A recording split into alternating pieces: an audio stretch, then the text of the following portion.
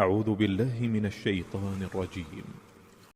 والمرسلات عرفا فالعاصفات عصفا والناشرات نشرا فالفارقات فرقا فالملقيات ذكرا عذرا أو نذرا إنما توعدون لواقع فإذا النجوم طمست وإذا السماء فرجت وإذا الجبال نسفت وإذا الرسل أقتت لأي يوم أجلت ليوم الفصل وما أدراك ما يوم الفصل ويل يومئذ